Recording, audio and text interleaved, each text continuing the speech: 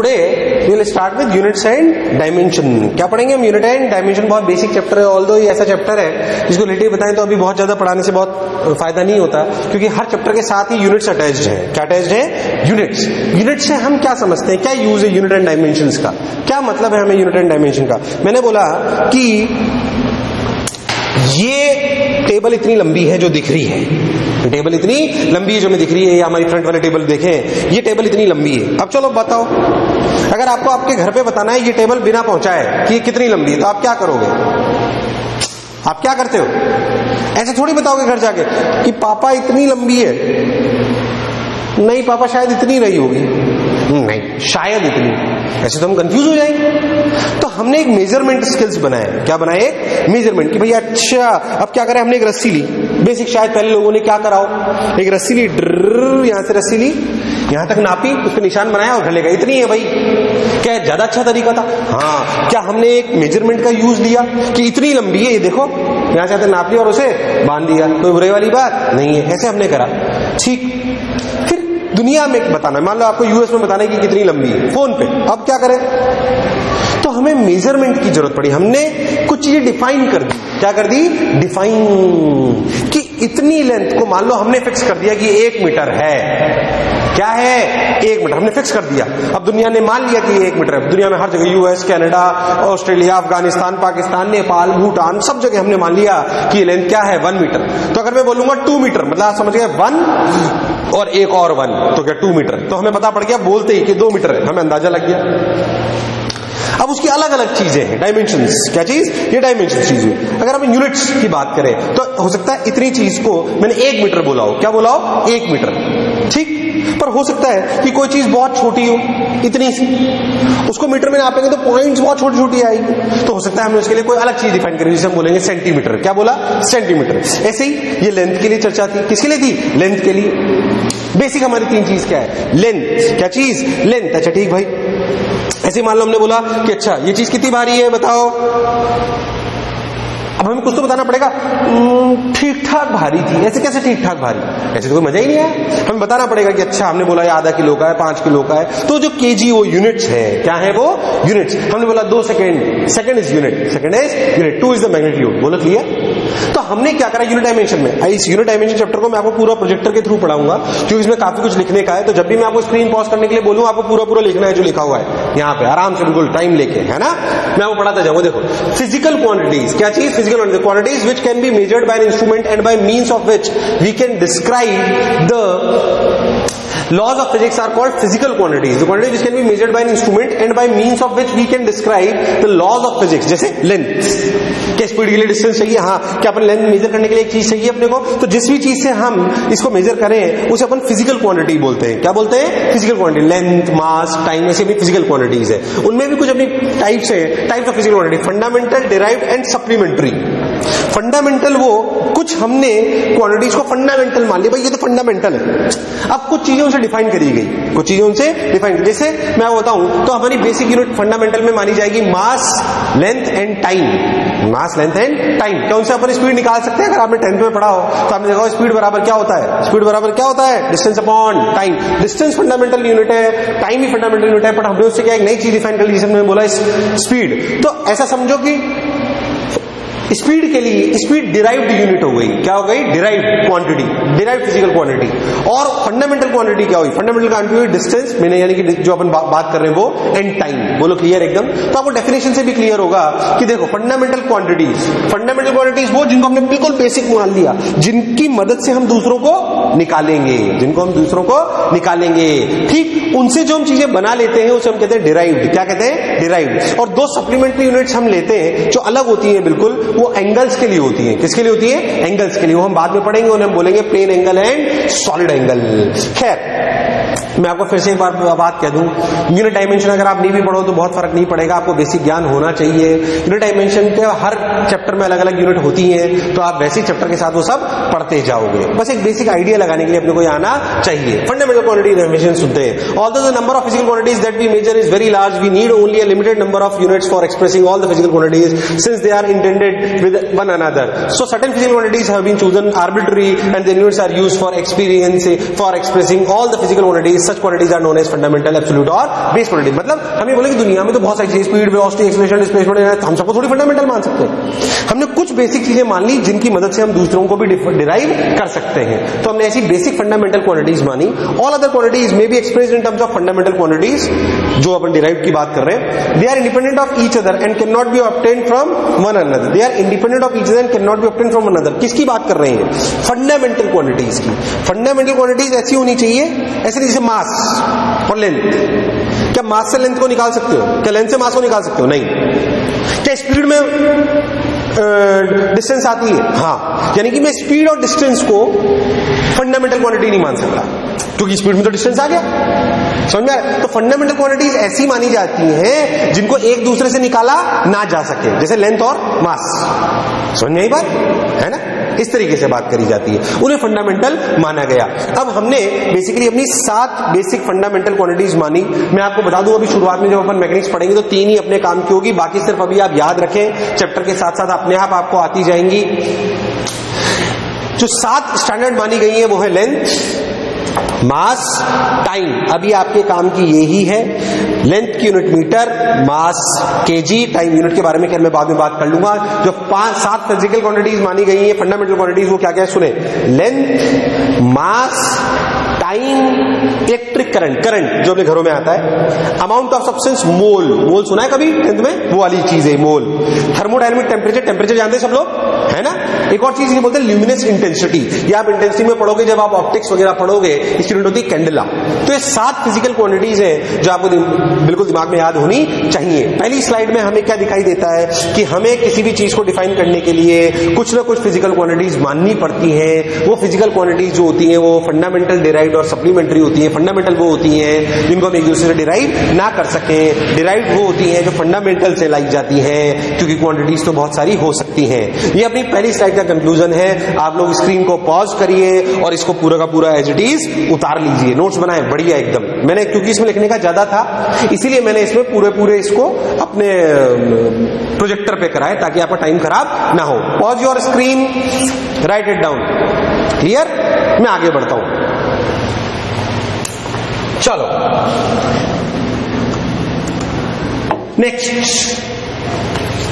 Derived physical quantities which can be expressed as combination of called as derived quantities. क्या है मैं पहले ही बता चुका हूं आपको। देखो मैंने स्पीड का इलस्ट्रेशन लिया था आपको, डिस्टेंस अपॉन टाइम। अच्छा, मैंने आपको एक और चीज डिफाइन करी थी जिसे मैंने बोला था आपने सप्लीमेंट्री यूनिट्स। क्या चीज?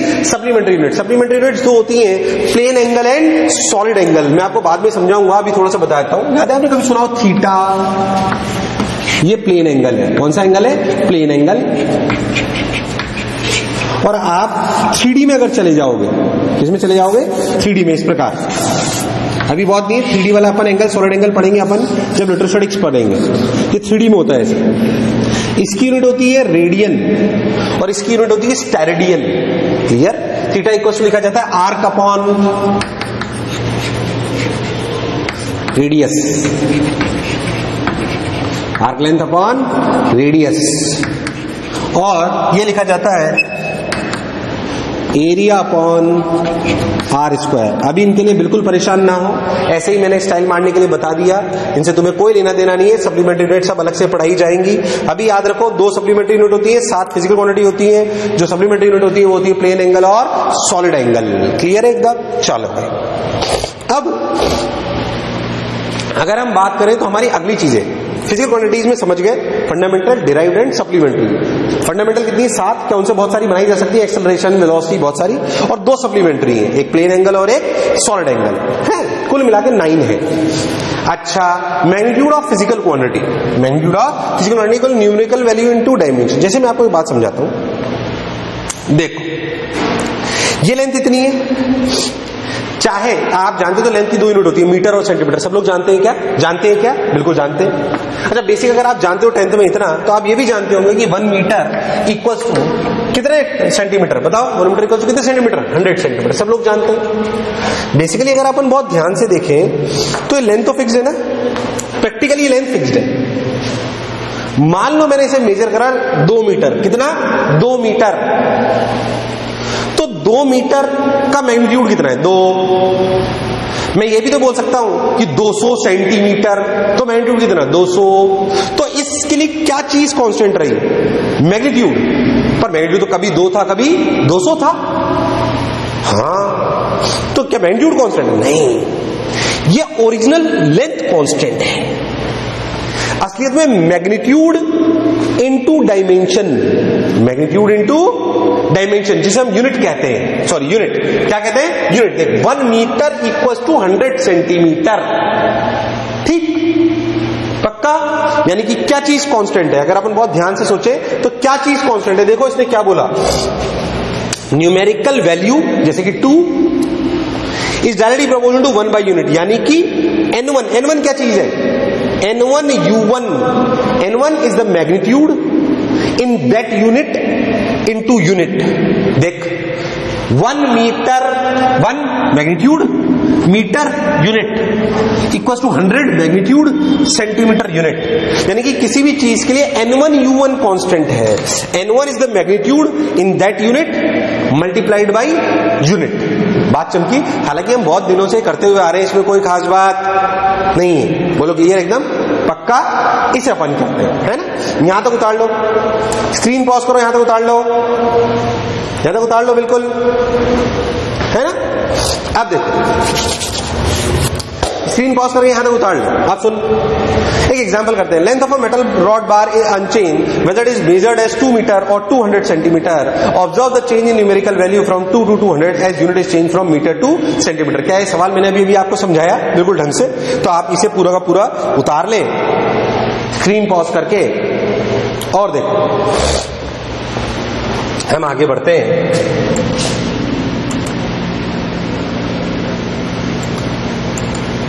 देखो, unit measurement of any physical quantity is expressed in terms of N internationally accepted certain basic reference standard called unit, जो हम सेंटीमीटर और ये सब कर रहे हैं। ध्यान से देखो, the units in the fundamental और base quantities are called fundamental और base unit. Other physical quantities are expressed as a combination of these base units and hence called derived unit, जो हम डिराइव्ड के बारे में बात कर चुके हैं। And exact complete set of units both fundamental derived is called a system of unit. Simple, आप उतार लेना, कोई खास बात नहीं। There are various systems in use over the world. CGS, FPS, foot pound second, centimetre gram second, MKS। Clear है? Metre, kilogram और second, ये ऐसा यूनिट है। हम यही काम में लेते हैं जनरली। ये फुट पाउंड सेकेंड भी हम कम में लेते हैं, यूएस वगैरह में ज्यादा चलती है। हम 2 यूनिट ज्यादा लेते हैं, SI, metre, kilogram, second, foot pound second. बोलो क्लियर? सेंटीमीटर, ग्राम और सेकेंड, 3 बेसिक मैंने आपको बताई थी। लेंथ, मास एंड सेकेंड, वो देखिए। तो इन 3 यूनिट को हम लेते हैं जनरली। हम SI यूनिट लेंगे, MKS, मीटर, किलोग्राम और सेकेंड जनरली। और हमारे लिए कभी कभी लेते हैं CGS यूनिट, इनका नामकरण है।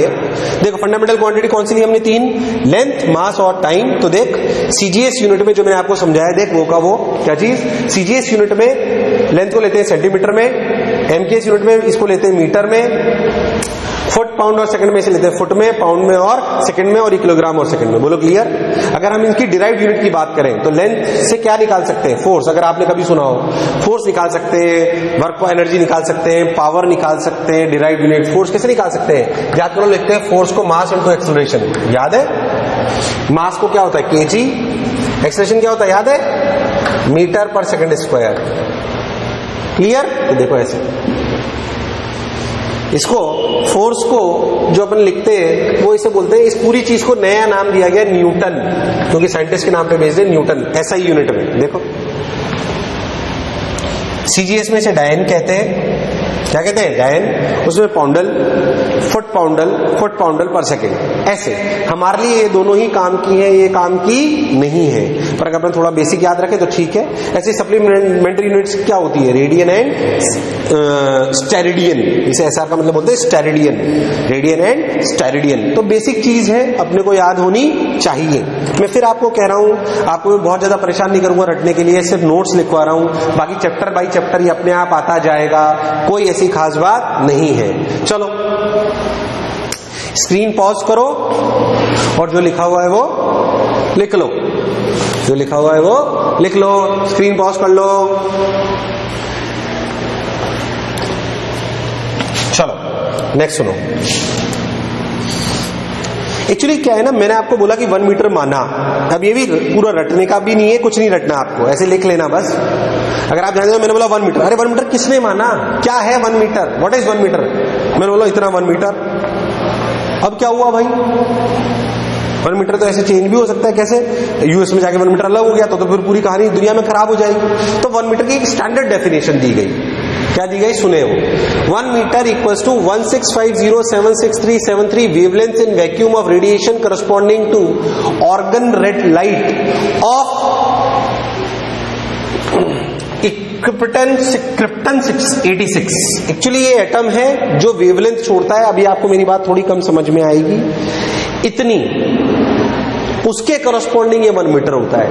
ऐसे ही हर एक क्वांटिटी की फंडामेंटल डेफिनेशन दी गई है, कहीं लिखी हो तो आपको डरने की जरूरत नहीं, ये डेफिनेशंस है। क्या है ये डेफिनेशंस, जो हर जगह के स्टैंडर्ड के हिसाब से अलग अलग नहीं रखी गई, सबके लिए कॉमन कर दी गई, सबके लिए कॉमन कर दी गई। आप चाहें तो इसे उतारें, नहीं चाहें तो नहीं उतार, इच्छा हो तो कोई बहुत आपके लिए जरूरी नहीं है, बस समझाया गया कि देखो कैंडला क्या होता है, रेडियन क्या होता है, सेकंड क्या चीज है, सेकंड 1 सेकंड का मतलब है इतना time period of a particular from caesium 133 atom. Caesium particular atom जब वाइब्रेट करता है तो इतने टाइम पीरियड का मतलब 1 सेकेंड, ऐसे नोट करा गया, क्योंकि हमारे पास भगवान ने कुछ स्पेशल चीजें दी हुई है। जैसे मैं आपको किलोग्राम से समझाता हूं, किलोग्राम थोड़ा अच्छे समझ में आएगा आपको, बाकी थोड़े कम समझ में आएंगे, ये भी समझ में आ सकता है। 1 kg का क्या मतलब है, 1 लीटर, लीटर समझते हो किसकी यूनिट है, वॉल्यूम, किसकी, वॉल्यूम की यूनिट है लीटर। आप सुना होगा 1 लीटर दूध, 1.5 लीटर दूध, 2 लीटर दूध। तो अगर मैं पानी को 4 डिग्री पे रखूं, कितने पे, 4 डिग्री पे, टेम्परेचर इंपॉर्टेंट है क्योंकि टेम्परेचर वेरी कर देता है तो उसकी डेंसिटी चेंज हो जाती है, तो हो सकता है मास अलग हो जाए, है? तो अगर मैं पानी को 4 डिग्री टेम्परेचर पे रखूं, कितने पे रखूं, 4 डिग्री टेम्परेचर पे, और वो 1 लीटर की जो वॉल्यूम है उसमें डाल दूं, तो उस पानी का जितना वजन होगा वो 1 किलो होगा। अब क्या ये बात हर जगह सेम है, चाहे यूएस हो, चाहे कनाडा हो, चाहे अफगानिस्तान हो, पाकिस्तान हो, नेपाल हो, इंडिया हो, कहीं पे भी हो, क्या बात सेम है कि नहीं है, बिल्कुल। इसलिए इस तरीके से इनको डिफाइन करा गया। किलोग्राम वाली बात ही थोड़ी आपको समझ में अभी आएगी, बाकी आपको बात अभी समझ में नहीं आएगी, वो समय के साथ समझ में आएगी। तो आप चाहें तो इसे उतार लें, चाहें तो आप इसे ना उतारें, बिल्कुल परेशान ना हो, बोलो क्लियर है। नेक्स्ट सुने, ऐसा unit of speed and acceleration, ध्यान से देखो, distance upon time, metre upon second, क्या मीटर पर सेकंड, ये ऐसा यूनिट हो गई, बिल्कुल सही। Acceleration, velocity upon time, displacement upon time, क्या मीटर पर सेकंड स्क्वायर, आप सब लोग जानते हो, कोई बुराई वाली बात नहीं है। कभी कभी हम कुछ स्टैंडर्ड प्रीफिक्सेस भी लेते हैं, जैसे अपन बोलते हैं, अगर जैसे बहुत बड़ी क्वांटिटी है, मान लो लिख रहा हूं 1,00,000 मीटर, तो या तो अपन बहुत सारे जीरो लिखें, 1,00,000 मीटर लिखते हैं, चलो देखते हैं, ध्यान समझते हैं। 1,00,000 मीटर, 1,00,000 मीटर को अगर अपन ढंग से समझे तो अपने को दिखाई देगा, देखो कैसे, देख 1,00,000 मीटर का मतलब 1 2 3 1 10 100 1000 10,000 लाख, 1 2 3 4 5, कितने, 5, बोलो क्लियर। कैसे लिख सकते हैं, 1 × 10⁵, क्लियर, 10 लाख का एक और जीरो बढ़ जाएगा। अब कितने जीरो उसका नाम है, 10⁸ अगर कभी जीरो आए तो exa, peta, tera, giga, mega, 10⁻³ kilo, 10⁻² hecto, 10⁻1 deca, ऐसे। अच्छा कभी बहुत क्वांटिटी छोटी है तो 10⁻⁻1 डेसी, 10⁻² सेंटी, 10⁻³ मास, 10⁻⁶ माइक्रो, ये गलत लिखा हुआ है यहाँ पे कुछ, है ना, कंफ्यूज ना हो इससे, 10⁻�6 माइक्रो, 10⁻9 नैनो, 10⁻12 पीको, 10⁻15 फेम्टो, 10⁻18 एटो। बहुत नहीं, आपको 2-3 चीजें मैं बताता हूँ, जो रट लो, बाकी लिख लो बस। आपको हेक्सा 10⁻6 और ये सब आपको थोड़े से याद होनी चाहिए, जैसे ये रट लो आप, जो मैं आप टिक लगा रहा हूँ उनको रट लेना बस, अभी वही काम आएंगी। ये 2 रट लो, एक तो इधर और इधर रट लो। देखो मैं बताता हूं आपको, सेंटी, मिली, माइक्रो, बोलो क्लियर, वो मिली लिखा हुआ है, वो दिख नहीं रहा था, मिली लिखा हुआ है, 10⁻³ माइली, मिली, डेसी और माइक्रो, बस ये 3 रट लो, है ना, बाद में अपने आप ही याद हो जाएंगे, है ना। ये रट लो, बाकी लिख सब लो भले, पर ये याद, जो मैंने टिक लगाए वो आपको याद होने चाहिए। प्रीफिक्सेस बहुत छोटी क्वांटिटी हो तो माइनस में यूज लेंगे, और अगर बड़ी क्वांटिटी हो तो ऐसे यूज लेंगे। बोलो क्लियर, पक्का? चलो स्क्रीन पॉज करो, उतार लो, स्क्रीन पॉज करो, उतार लो, और देख देखो, general guidelines for using symbols for SI units, some other units and SI prefixes. Simple. Symbol for unit of physical quantities are printed written in Roman and not in italics. For example, 1 Newton is corrected by 1 N is incorrect. Unit is never written with capital initial letter even if it is named over a scientist. Rules है, 1N is correct but 1N is incorrect. ये roman italics में लिखा हुआ है. Symbol for units of physical quantities are printed written in roman upright type and not in italics. ये तुम सही बताएं तो ये सब फालतू की बातें हैं, तुम्हारे कोई खास काम की बात नहीं है. तुम तो छोटी छोटी बातें याद रखो. ऐसा unit of force is Newton, correct. Basically जब भी न्यूटन लिखोगे तो भले वो साइंटिस्ट का नाम है पर उसे कैपिटल लेटर में नहीं लिखो. जैसे अपने एक तरीका होता है ना लिखने का, तो यूनिट अगर लिखो, हमें कैसे पता पड़ेगा कि न्यूटन यूनिट लिखी है कि नाम लिखा है? अगर कोई जिसको ढंग से इंग्लिश आती है, जो ढंग से लिखने वाला है, वो समझ जाएगा कि अगर छोटा लेटर कैपिटल, पहला लेटर बड़े एन में लिखा है मतलब नाम के बारे में बात हो रही है, पर अगर छोटा एन बड़ा एन छोटे में लिखा है इसका मतलब उसकी यूनिट की बात हो रही है. ठीक, क्योंकि कई चीजें हमने साइंटिस्टों के नाम पे रखी है. जैसे फोर्स यूनिट होती है न्यूटन, एनर्जी की होती है जूल, इलेक्ट्रिक करंट की होती है एम्पियर, टेम्परेचर की होती है केल्विन, फ्रीक्वेंसी की होती है हर्ट्ज, लेंथ की मीटर, किलोग्राम, कैंडेला. ये सब आप जान चुके हो, ये सब हम पहले भी पढ़ चुके हैं. तो वही सब स्टैंडर्ड आपको बातें लिखी गई है, पक्का? ये स्टैंडर्ड, आप बाकी कुछ मत उतारो इसमें, ये सब लिखने की कोई जरूरत नहीं है आपको फालतू.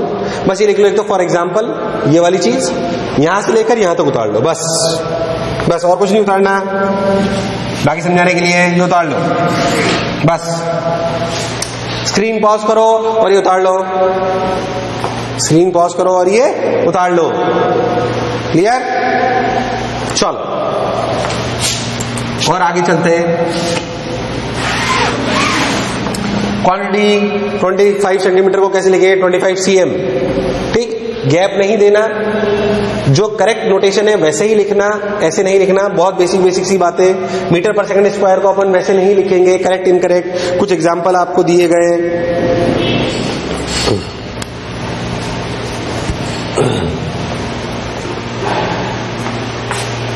चलो, तो इसे अपन थोड़ा थोड़ा लिख ले, करेक्ट इनकरेक्ट. ऐसी कोई बहुत वो नहीं है उसमें, इसलिए मैंने स्लाइड्स बनवाई है ताकि आपको अच्छे से चीजें दिखती रहे.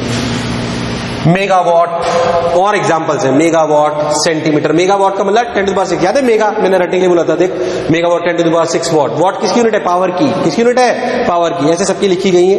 फिर से आप चाहें तो इसे लिख सकते हैं. फिर मैं आपको अभी कह रहा हूं, इन सबको अभी बहुत रटने की जरूरत नहीं है. जितना रट पाओ बढ़िया बात है. बाकी आपको हर चैप्टर में अपने आप और याद होती जाएंगी जैसे जैसे यूज लेंगे. जैसे जैसे यूज आए तब इसको पीछे पलट पलट के अपन देखते जाए. बिल्कुल इसके लिए परेशान ना हो, है ना? अच्छा, इस बात को पढ़े अपन. पहली बात तो नॉर्मल. Nano second 10⁻⁹. देखो सेकेंड नैनो है ना, तो हम समझे नैनो सेकेंड. मैंने बोला टाइम नैनो सेकेंड, तुमने समझे नैनो प्रीफिक्स 10⁻⁹. सेकेंड यूनिट है ही. माइक्रो सेकेंड याद है 10⁻⁶. ये रहा. क्लियर? ऐसे अपन चीजों को लिखते हैं, है ना? अच्छा, और आगे अपन चलते हैं. क्वांटिटी सेंटीमीटर क्यूब, वॉल्यूम की यूनिट हो गई. किसकी हो गई? वॉल्यूम की यूनिट. देखो अब centimetre cube equals to 0.01 metre cube. क्यों ऐसे लिख दिया? क्योंकि 1 सेंटीमीटर, क्या हम सब लोग जानते हैं कि 1 सेंटीमीटर इक्वल्स टू, यहां से देखो 10⁻⁻² मीटर. ऐसे लिख सकते हैं क्या? बिल्कुल लिख सकते हैं. तो उन्होंने वहां पे लिख दिया. तो देखो, तो 1 centimetre cube equals to 0.01 metre cube, यानी कि 0.01 मीटर क्यूब मतलब 10⁻² का क्यूब, यानी 10⁻⁶ मीटर क्यूब. बोलो क्लियर एकदम? तो इसको ऐसे लिखा जा सकता है 10⁻⁶ मीटर क्यूब. ऐसे मिली एम्पियर स्क्वायर. ठीक, वो देख कैसे लिखा, उसी तरीके से बिल्कुल. तो क्या बोला उसने? Prefix is never used alone, it is always attached to a unit symbol and written or fixed before the unit symbol. Before the unit symbol, unit symbol के पहले ही उसको लिखते हैं, है ना? बहुत बेसिक चीजें. फॉर एग्जाम्पल फिर लिख दिया 1 मिली सेकेंड, 1 मीटर पर सेकेंड, 1 मिली पर सेकेंड। ये बार बार मैं आपसे कह रहा हूं, ये हर चैप्टर बाय चैप्टर आते जाएंगे, अभी आपको पहली बार पढ़ा रहे हैं इसलिए। यूनिट डायमेंशन बहुत बेसिक चीज अपन याद रखें, ये 3 बेसिक फंडामेंटल क्वांटिटीज है, बाकी सब चैप्टर बाय चैप्टर ये आते जाएंगे, you need not to worry about. ठीक, चल कोई मत उतारो, इसे कोई खास यूज की बात नहीं है। आप बहुत सारी चीजें हैं ऐसी, मैंने सारी लिख दी हैं, वो एक अलग बात है, बाकी आपको परेशान होने की कोई जरूरत नहीं है। बेसिक कुछ some special types of units, 1 micron जानते हो आप सब लोग, 1 एंगस्ट्रॉम 10⁻⁻10, ये वाली आप बेसिक लिख लो। 1 litre equal to 10⁻³ metre cube, ये वॉल्यूम की यूनिट है। ये थोड़ा सा लिख लो बस, समय के साथ वो अपने आप चीजें आती जाएंगी। ये अपनी सारी चीजें थी यूनिट्स, क्या थी? यूनिट। फंडामेंटल क्वांटिटीज मानी, उनकी अपने बेसिक यूनिट कर ली। क्या कर ली अपने? Basic unit. ध्यान से देखो, डायमेंशन ऑफ अच्छा डायमेंशन क्या चीज है? देखो ध्यान से, dimension of a physical quantity are the power to which the fundamental quantities must be raised to represent the given physical quantity. वो डायमेंशन है। ध्यान से, dimension of a physical quantity are the physical quantity, कौन सी? Derived भी हो सकती है ना? Are the power to which the fundamental quantities must be raised to represent the given physical quantity. जैसे डेंसिटी को क्या लिखा? मास upon volume. Volume basic fundamental quantity क्या? नहीं। फंडामेंटल क्वांटिटी कौन है? लेंथ। और वॉल्यूम से फंडामेंटल क्वांटिटी कैसे आती है? मतलब वॉल्यूम में फंडामेंटल क्वांटिटी कैसे आती है? लेंथ का क्यूब। लेंथ का क्यूब। तो क्या लिखा? मास अपॉन लेंथ क्यूब, यानी कि मास इंटू लेंथ की power -3। Does the dimension of density are 1 in mass? यानी कि जो मैंने नई फिजिकल क्वांटिटी की डेंसिटी, उसमें फंडामेंटल क्वांटिटी मास की डायमेंशन 1 थी और फंडामेंटल क्वांटिटी लेंथ की डायमेंशन -3 थी। पक्का समझ में आया क्या बोला मैंने? डायमेंशन क्या चीज है? कोई भी फिजिकल क्वांटिटी जो आप डिराइव कर रहे हो, किससे करते हो? क्या वो आप फंडामेंटल क्वांटिटी से डिराइव करते हो? वो जो फंडामेंटल क्वांटिटीज को जब लिखते हो उसके प्रोपोर्शन में, तो उनकी जो पावर्स आती हैं उन्हें डायमेंशंस कहते हैं। क्या कहते हैं? डायमेंशंस। देखो for example, density equals to mass upon volume, mass upon length cube, density equals to mass length की पावर -3, ये अपन ने लिख दिया। For convenience the fundamental quantities are represented by the letter symbols. Generally mass is denoted by m, length l, time t and electric current by a। क्या वो तो normal सी बात है, उसमें ऐसी कोई खास बात नहीं है। तो देखो, the thermal temperature, the amount of substance and luminous intensity are denoted by the symbols of their units K, mole and CD। मैं फिर कह रहा हूं आपको, ये अभी आपको ज्यादा यूज में आने वाली नहीं है। The physical quantity that is expressed in terms of the base quantities is enclosed in square brackets। Clear है? अपन जैसे sin theta, cos theta, tan theta, इनकी कोई यूनिट नहीं होती, ठीक, तो उनको लिखा जाता है m की पावर 0, मतलब उसकी कोई डायमेंशन नहीं है। l की पावर 0 मतलब उसकी कोई डायमेंशन नहीं है। t की पावर 0 इसका मतलब कोई डायमेंशन, जैसे डेंसिटी है। अब सोचो डेंसिटी की मैं अपन ने क्या लिखा था? डेंसिटी देखो, डेंसिटी को डिफरेंस करते हैं रो से, तो इसमें डायमेंशंस कैसे लिखेंगे? देखो m की पावर है क्या कुछ? मास है क्या? 1 है, तो m1। लेंथ की पावर -3, टाइम की पावर कुछ भी नहीं, तो t की पावर 0। ऐसे रिप्रेजेंट करेंगे। तो डायमेंशन, ये जो लिखी हुई है डायमेंशन है, और ये बताया गया कि उन बेस क्वांटिटी से ये बना हुआ है, उन बेस क्वांटिटी से ये बना हुआ है, ये जो नई फिजिकल क्वांटिटी है। That is how basically we represent, that is how basically we represent. जैसे मैं आपको और समझाता हूं, आपको क्लैरिटी आती जाएगी। देखो मान लो आपको स्पीड को डिनोट करना है। किसको? स्पीड क्या होती है? ध्यान देखो, मीटर पर सेकेंड। सोच के देखो, तो लेंथ क्या चीज? लेंथ का 1 और टाइम का -1, यानी कि क्या लिखा? m की पावर 0 लेंथ एंड t की पावर -1। तो लेंथ में 1 डायमेंशन है और टाइम में -1 डायमेंशन है। पूरा चमका, और उसको रिप्रेजेंट ऐसे करते हैं जैसे आपको दिखाया गया है यहां पे। क्लियर है? पक्का समझ आया? चलो स्क्रीन को पॉज करो और उतार लो, स्क्रीन को पॉज करो और उतार लो। चलो आ जाओ। अब देखो dimensional formula, it is an expression which shows how and which of the fundamental quantity. जैसे डायमेंशनल फॉर्मूला मतलब सिंपल सी आपकी चीजें जो मैंने आपको भी बताई, ऐसे ये डायमेंशनल फॉर्मूला जो मैं आपको सिखा रहा था। देख डिस्प्लेसमेंट का सिंबल ऐसे करते हैं, लेंथ ही होता है और कुछ नहीं होता। तो मीटर और m, यानी कि m 0 क्या length, metre is unit of length, L represent length, M represent mass, T represent time. Confuse ना हो बिल्कुल, ठीक। तो अगर डिस्टेंस में बात करें तो कोई मास नहीं है, लेंथ की एक डायमेंशन है और टाइम की कोई डायमेंशन नहीं है, तो अपन ऐसे लिख दिया। क्लियर। नीचे देखो एरिया, देखो velocity, momentum, acceleration, force, impulse, work, energy. मैं बताऊं आप क्या करें, आप लोग सवाल के रूप में कैसे करें, सब लोग सिर्फ ये लिखे और फिर ये खुद लिखने की कोशिश करें डायमेंशनल फॉर्मूला। कोशिश करें सब लोग, स्क्रीन को पॉज कर लो और सवाल करना चाहते हो अच्छे से तो ये सब सवाल है। Right down the dimensional formula of, सवाल ऐसे है, लिखो। मैं सवाल लिखाता हूं आपको, रुक जाओ, प्रीवियस में चले जाते हैं। लिखो सवाल, लिखे। Write down the dimensional formula for, लिखो, length, mass, time, area, velocity, acceleration, work, energy and momentum. चलो अब स्क्रीन को पॉज कर लो और ये सारी डायमेंशन फॉर्मूले लिख लो। लिख लो सब लोग, स्क्रीन पॉज करो, लिख लो सब लोग, ये सवाल है आपके लिए।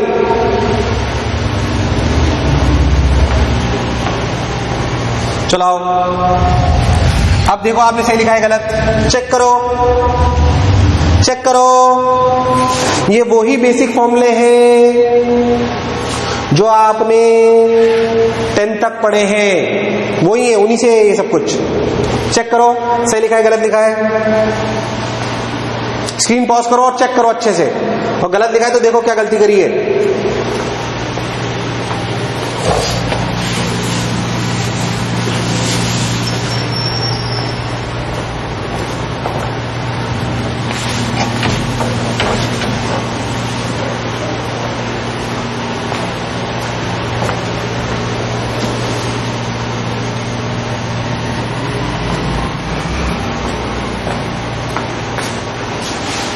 हो गया सब, चेक कर लिया।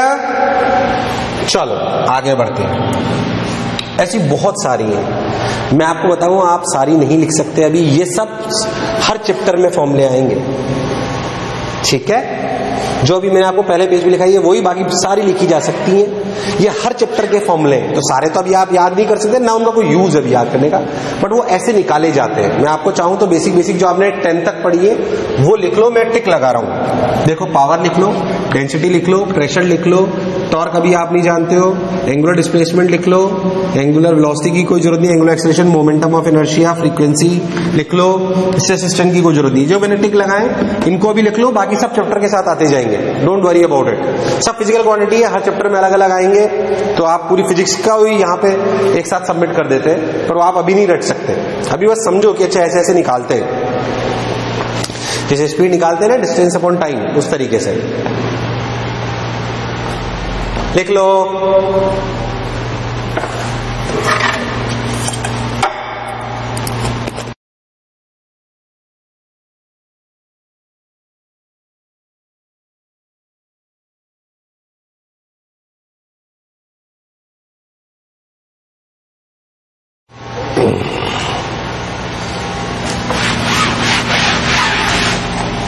चलो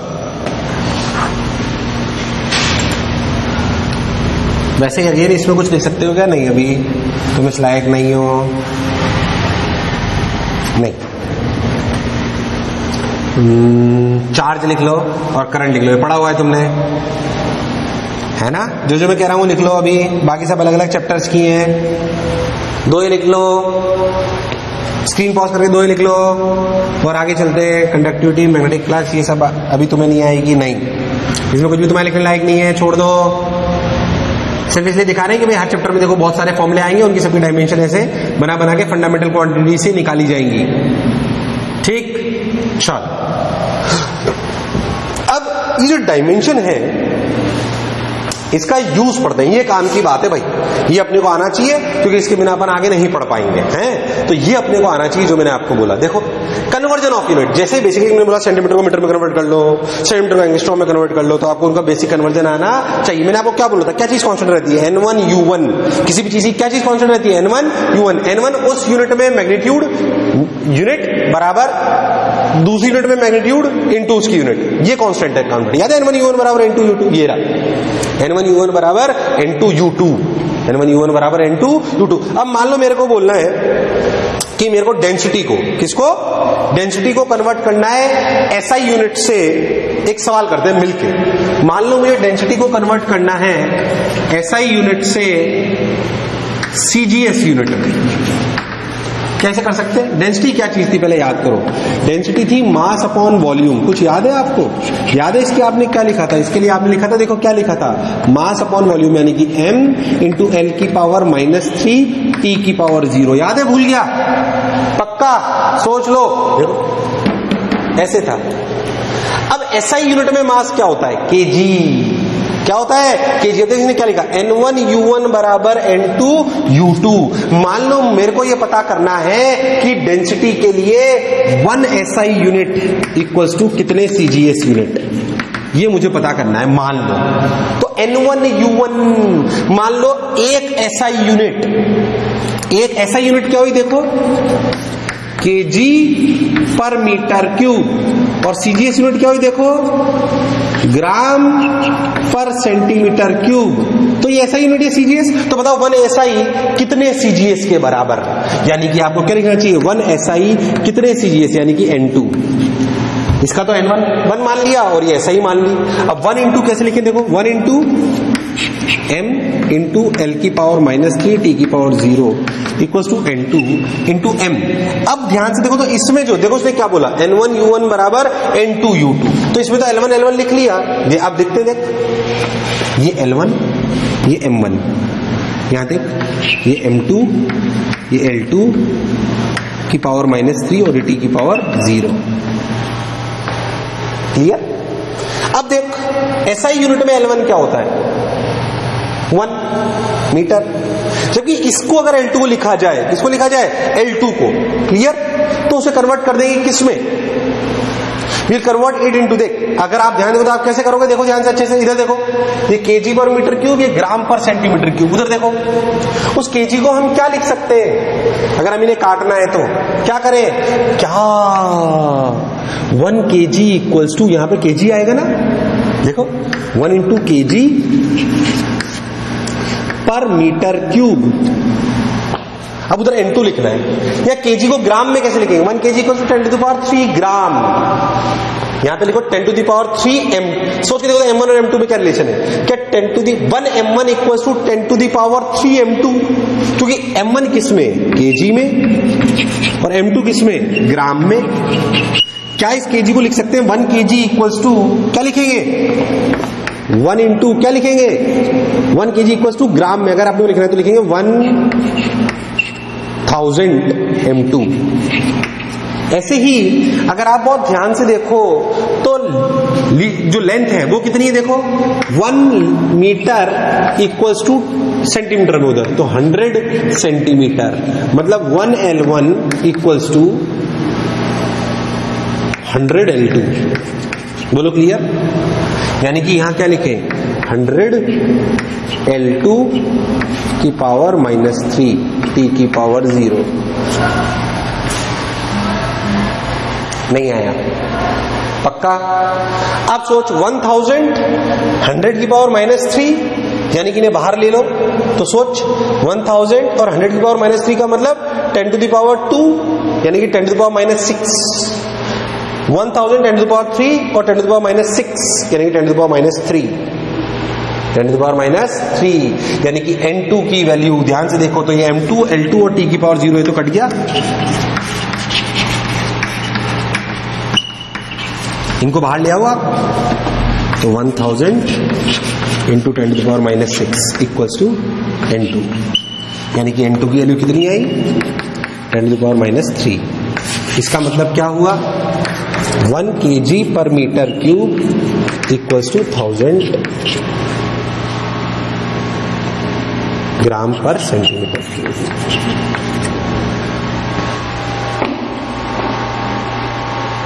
बोलो क्लियर है क्या? पक्का? सोच लो यार, देखो यहां पे भी एक ऐसा इलस्ट्रेशन दिया हुआ है। तो value of gravitation constant ji is this, देखो 6.16 × 10⁻11 न्यूटन मीटर स्क्वायर पर केजी। कौन सी यूनिट है ये? एसआई। कौन सी यूनिट है? एसआई। उसे बोला कन्वर्ट इनटू सीजीएस। इस वैल्यू को सीजीएस क्या इसका मैग्नीट्यूड है, देखो। अब पहली बात, डायमेंशनल फॉर्मूला ऑफ जी। चलो सब लोग सवाल लिखो ये वाला, और स्क्रीन पॉज करके कोशिश करो खुद करने की, फिर समझेंगे। वो वाला इलस्ट्रेशन समझ में आया जो मैंने आपको बोला? ठीक। अब देखो ये वाला समझे सब लोग, पहले खुद ट्राई करो फिर समझे। देखो देखो कोई N1U1 बराबर N2U2। देखो आप सब लोग देखें, पहले जी की यूनिट निकाले थे, न्यूटन मीटर स्क्वायर पर केजी स्क्वायर। न्यूटन में क्या आता है देख ध्यान से, देख मित्रों को बताता हूं। पहले न्यूटन में क्या आता है? न्यूटन होता है फोर्स की यूनिट, फोर्स होता है मास, m इंटू यानी कि केजी इंटू मीटर स्क्वायर पर सेकेंड स्क्वायर, मीटर पर सेकेंड स्क्वायर, ये अपनी होती है यूनिट। क्लियर? यानी कि इसकी जो डायमेंशनल फॉर्मूला हो, देखो क्या हुआ, केजी मीटर पर सेकेंड स्क्वायर, फिर उसके साथ मीटर और स्क्वायर पर केजी स्क्वायर। एक केजी ने केजी को मार दिया, मतलब केजी बच गया 1/kg इनवर्स, यानी कि m की पावर -1। देखो सही कर रहा हूं कि m की पावर -1। इधर देखो लेंथ कितना हो गया, लेंथ का क्यूब हो गया, और t की पावर -2। देखो हाँ, क्या डायमेंशनल फॉर्मूला आ गया किसका? जी का। किसका फॉर्मूला आ गया डायमेंशनल? जी का। जी का डायमेंशनल फॉर्मूला ये रहा, देखो। अब देख N1U1 इक्वल्स टू N2U2, तो N2 कैसे लिखा? N1 M1/M2 1, L1/L2 3, T1/T2 ये दिस। अब देख M1 1 kg, M2 1 ग्राम 10⁻³ kg। M1/M2 जब लिखेंगे तो ऐसा यूनिट में अपन N1 की यूनिट आपने को दी हुई है केजी में, ये 10⁻³, L1 1 मीटर, L2 1 मीटर, ऐसे रख दो, पक्का? तो देखो ये जो वैल्यू आई ये कितनी आई, देखो यहां पे इनकी वैल्यूज रख दी गई। 6.67 10⁻⁸, देख 10⁻³ की पावर -1 10⁻³ हो गया, 10⁻² की पावर 3 गया, 10⁻6 हो गया, और ये 1 सेकंड, ये तो सेकंड में रहा है, इसमें कोई दिक्कत वाली बात नहीं है, तो 10⁻8 हो गया। वहां पे कितना होगा? 10⁻8। देख N2 की वैल्यू आ गई, आई नहीं? मतलब सीजीएस यूनिट में जो ऐसा यूनिट में 6.67 10⁻11 वैल्यू थी, वो सीजीएस यूनिट में 6.67 10⁻8 वैल्यूज रख दी, खत्म, कट गया। बोला आया क्या सबको? पक्का? उतारो अच्छे से।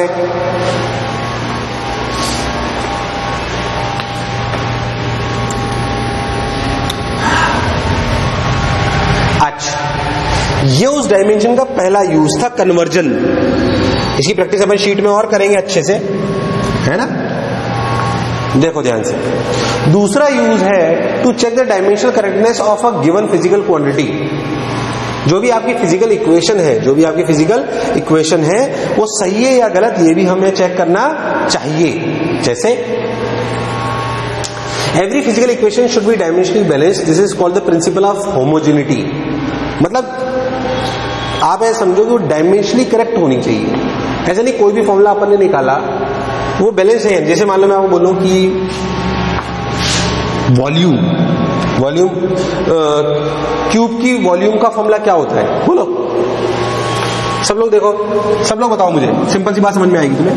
मैं बोलूं कि क्यूब की वॉल्यूम का फॉर्मूला क्या होता है, जब मैं आपसे पूछ रहा हूं, पहले तो वॉल्यूम की यूनिट क्या होती है? Metre cube. लेंथ की यूनिट क्या होती है? मीटर। चलो बोलो, एक क्यूब है, इसकी साइड ए है, बताओ उसकी वॉल्यूम का क्या फॉर्मूला है? आपने बोला सर वॉल्यूम बराबर ए क्यूब। ये बात सही है, बट ये तभी सही होगा जब डायमेंशनली भी करेक्ट हो। चलो बोलो, यहां पे लेंथ कितना?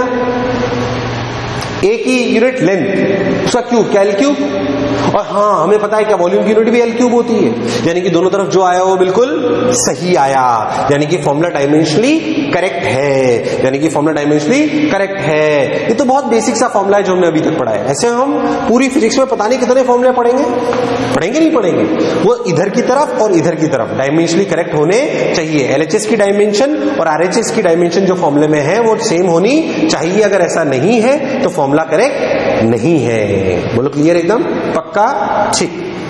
वो इन्होंने यहां पे समझाया है। देखो, show that the expression of the time period, आपने कभी सुना हो तो टाइम पीरियड का फॉर्मूला होता है 2 pi under root L by G, क्या होता है टी बराबर 2 pi under root L by G. Prove करो कि वो डायमेंशनली करेक्ट है। देख एलएचएस में टाइम है, टाइम पीरियड सेकेंड, 2 पाई कांस्टेंट टर्म है, इसकी कोई यूनिट नहीं है। लेंथ यूनिट मीटर, जी एक्सेलरेशन है, एक्सेलरेशन यूनिट मीटर पर सेकंड स्क्वायर। देख मीटर पर सेकंड स्क्वायर, मीटर ने मीटर को मार दिया, बचा कितना, टी की पावर 2 का रूट यानी कि टी। क्या एलएचएस की डायमेंशन इक्वल टू आरएचएस की डायमेंशन, मतलब ये फॉर्मूला डायमेंशनली करेक्ट है, मतलब ये फॉर्मूला डायमेंशनली करेक्ट है, कोई दिक्कत वाली बात नहीं। लो ऐसे बोलो क्लियर है क्या पक्का। तो कोई भी फॉर्मूला जो बनाया जाता है वो उसकी फिजिकल क्वांटिटीज पे तो डिपेंड करता ही है। भाई T equal to 2 pi under root L by G कहां से आया, जब हम इसे पढ़ेंगे तो हम टॉर्क से उसे निकालेंगे, वो एक अलग बात। पर जो भी आएगा वो तभी सही होगा जब वो डायमेंशनली भी करेक्ट होगा, जब वो डायमेंशनली भी करेक्ट होगा। तो स्क्रीन को पॉज करो और ये जो लिखा हुआ है उसे उतार लो, स्क्रीन को पॉज करो और जो लिखा हुआ है उसे उतार लो।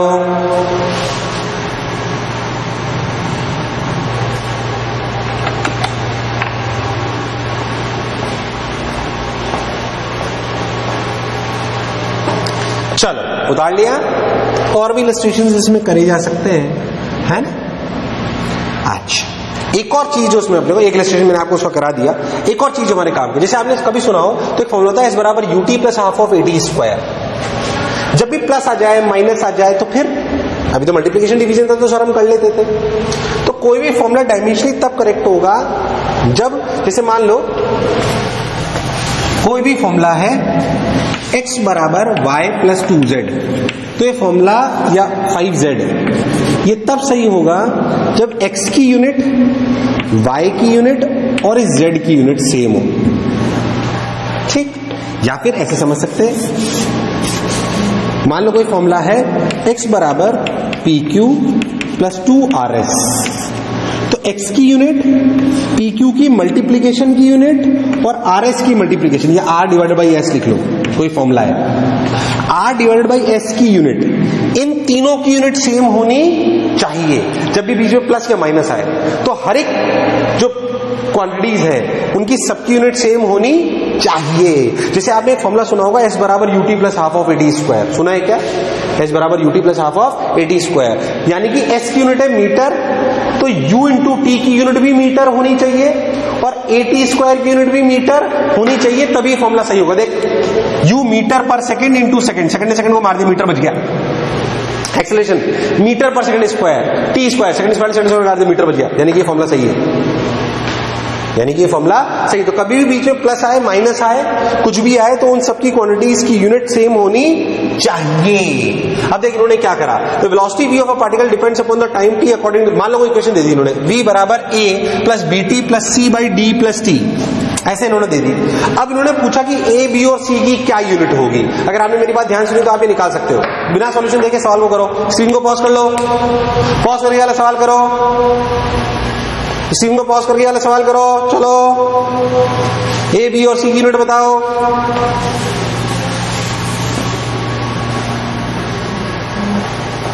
है ना, चलो देखो अब करते हैं। देख ए की यूनिट भी वही होनी चाहिए जो वेलोसिटी की है, वेलोसिटी की यूनिट मीटर पर सेकंड, यानी कि ए की यूनिट डायरेक्ट मीटर पर सेकंड। देख देख बीटी के मल्टीप्लिकेशन यूनिट भी के मीटर पर सेकंड होनी चाहिए, बीटी के मल्टीप्लिकेशन यूनिट वी मीटर पर second, L T minus 1, B T से डिवाइड कर दिया, टी ने टी को मार दिया, कितना आया एल टी माइनस 2, यानी कि बी की यूनिट है। सी में देख C by D plus T की यूनिट, इधर देखो C by D plus T की यूनिट मीटर पर सेकंड होनी चाहिए। क्लियर पक्का?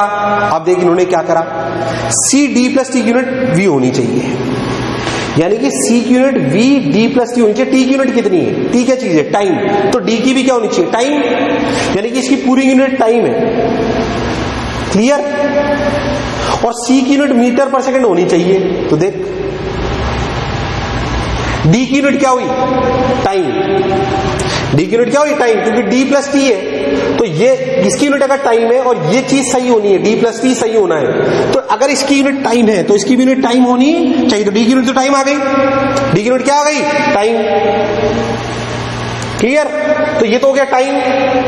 तो ऊपर सी क्या होना चाहिए? ऑब्वियस सी बात है मीटर, तभी तो ये मीटर पर सेकंड होगा। पक्का? आया नहीं आया? ऐसे सवाल करा जाता है। चाहो तो स्क्रीन रोक के और देख सकते हो, सोच सकते हो। क्लियर? और देखो, अब कभी कभी ऐसा होता है कि हमें खुद से बोलते चलो फॉर्मूला बनाओ इन फिजिकल क्वांटिटी में, कि मान लो आपको बोल दिया जाए, मैं आपसे एक सिंपल सी बात दूं, आप सब लोग ये जानते हो कि डेंसिटी डिपेंड करती है मास पे और डेंसिटी डिपेंड करती है वॉल्यूम पे, ऐसे आपको बोला जाए। और डेंसिटी की यूनिट भी आपको पता है, तो इनमें एक रिलेशन एस्टेब्लिश करो। डेंसिटी की यूनिट क्या होती है? मास पर यूनिट वॉल्यूम, ये हमें पता है। इस तरीके के में रिलेशन डेवलप करो। इस तरीके में क्या डेवलप करो? रिलेशन डेवलप करो। अब कैसे? देखो, तो establish the relation among various physical quantities, सवाल से अपन समझते हैं, हमें समझ में आएगा। देखो, the frequency of a stretch string depends upon the tension. आप ऐसे समझो कोई फ्रीक्वेंसी अगर आपको याद हो तो फ्रीक्वेंसी होता है 1 by time period. 1 by time period. Frequency क्या चीज है? 1 बाई टाइम पीरियड। उसने बोला कि कोई एक स्ट्रेच स्ट्रिंग, ये आपको बेसिकली पढ़ाया जाएगा वेव्स में। कहां पढ़ाया जाएगा? वेव्स में। अभी परेशान मतलब समझो कि कोई फ्रीक्वेंसी चीज है जो स्ट्रिंग के टेंशन पर डिपेंड करती है। टेंशन मतलब फोर्स, टेंशन मतलब फोर्स। अच्छा, उस स्ट्रिंग की length and the mass per unit length of the string, इसका रिलेटिव फॉर्मूला था टी बाई न्यू। अभी समझ में आ जाएगा। अब हमें समझ में आएगा कि फ्रीक्वेंसी जो है वो डिपेंड करती है, डिपेंड्स ऑन किस चीज पे? देखो, टेंशन, मास पर यूनिट लेंथ म्यू। बोलो क्लियर एकदम? उसने क्या बोला? Length of the string and the mass per unit length mu of the string. Derive the formula. ध्यान से देखो, आपको समझ में आ जाएगा। इधर देखो अच्छे से। अब जो फ्रीक्वेंसी वो इन चीजों पर डिपेंड करती है, तो हम कैसे करें? ये तो हमें समझ में आता है कि जो भी फॉर्मूला बनेगा उसका इधर LHS और RHS बराबर होगा यूनिट वाइज। तो हमने क्या करा कि फ्रीक्वेंसी मान लो डिपेंड करती है फोर्स की पावर ए है, लेंथ की पावर B और म्यू की पावर C। डायमेंशन ही तो नहीं पता हमें क्या नहीं पता? डायमेंशन। तो हमने बोला कि मान लेते हैं कि फ्रीक्वेंसी का जो भी फॉर्मूला आएगा उसमें वो फोर्स पर की पावर A डायमेंशन का होगा, लेंथ की पावर B डायमेंशन का होगा और मास पर यूनिट लेंथ की डायमेंशन C पावर की होगी। बोलो क्लियर? अब इनकी सबकी यूनिट लिख लो। यानी कि फ्रीक्वेंसी का फॉर्मूला कुछ ऐसा होगा कि F की पावर A, L की पावर B एंड म्यू की पावर C। कुछ ऐसा फॉर्मूला होगा। अगर ABC पता पड़ जाए क्या बात बन जाए? ABC पता पड़ जाए क्या बात बन जाए? अब सोचो, इधर की यूनिट और इधर की यूनिट बराबर होनी चाहिए। फ्रीक्वेंसी की यूनिट क्या होती है? सिंपली M0 L0 T की पावर -1। क्या इधर भी ऐसा ही होना चाहिए? हाँ। अब आप क्या करो, सबसे पहले आप फोर्स की यूनिट लिखो। देखो, ml T-2 is a dimensional formula for force A. Length L की पावर B, म्यू मास पर यूनिट लेंथ यानी कि ML-1 की पावर C। अब mm जोड़ लो, सबके mm जितने भी m हो। एक m यहां से आया m की पावर A और एक यहां है m की पावर C, यानी कि m की power A plus C। L एक यहां से आया, यहां से भी आया, यहां से भी आया। देखो, तो यहां से L A आया, यहां से L B आया और यहां से L माइनस C आया। तो A plus B minus C। बोलो क्लियर? और T की वैल्यू -2 है। देख, यहां से अब एक जितना m इधर है इतना इधर है उतना ही m इधर भी होना चाहिए कि इधर m 0 है यानी कि a plus C equals to 0, इधर l 0 यानी कि a plus B minus C equals to 0, clear. और -2a इक्वल्स टू -1, क्या एक ही निकल आई? क्या आपके पास 3 इक्वेशन है? कितने वेरिएबल है? 3 इक्वेशन और 3 वेरिएबल। सॉल्व कर लिया तो आंसर आ गया। देखो a की पावर हाफ, c की पावर -हाफ, b की पावर -1, तो फॉर्मूला आ गया ऐसा 1/2l√t/μ। वो बाद में हम पढ़ेंगे, पहले था जो मैं बोला चमका सच्ची। ऐसे कई सवाल आपकी शीट में है, मैंने एक एक ही कराया है अभी, है ना। तो 3 मेजर चीज जो डायमेंशन के हैं वो ये है कि एक तो मैं ऐसा यूनिट से सीजीएस यूनिट, एफपीएस यूनिट में कन्वर्ट कर सकता हूं, क्लियर। दूसरी बात, क्या मैं इससे डायमेंशनल फॉर्मूले निकाल सकता हूं और चेक कर सकता हूं डायमेंशनली जो भी इक्वेशंस होती है वो एलएचएस और आरएचएस में यूनिट वाइज सही होनी चाहिए। फिर भी हमारे डायमेंशनल एनालिसिस की कुछ लिमिटेशंस हैं। वो क्या है? By this method the value of dimension constant, वो जो k था ना कांस्टेंट, ये हम इससे निकाल नहीं सकते, ये एक्सपेरिमेंटली पता पड़ता है। दूसरा, कई ऐसे फंक्शन जो एक्सपोनेंशियल होते हैं या ट्रिग्नोमेट्रिक फंक्शन होते हैं, साइन थीटा, कॉस थीटा, इस तरह के जो फंक्शंस होते हैं उनको भी हम इनसे निकाल नहीं सकते, क्लियर है। और अगर वो मोर देन फैक्टर्स पे भी डिपेंड करे, प्लस माइनस इस तरह की चीजें आए, तो भी हम उसे डिफाइन नहीं कर सकते। तो आप इसे पूरा का पूरा उतार लो, पूरा का पूरा उतार लो।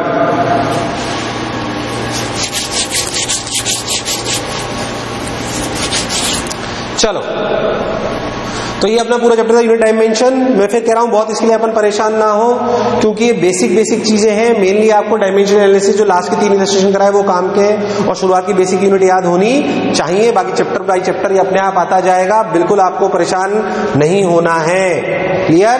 सो let's complete. So we have completed unit and dimension.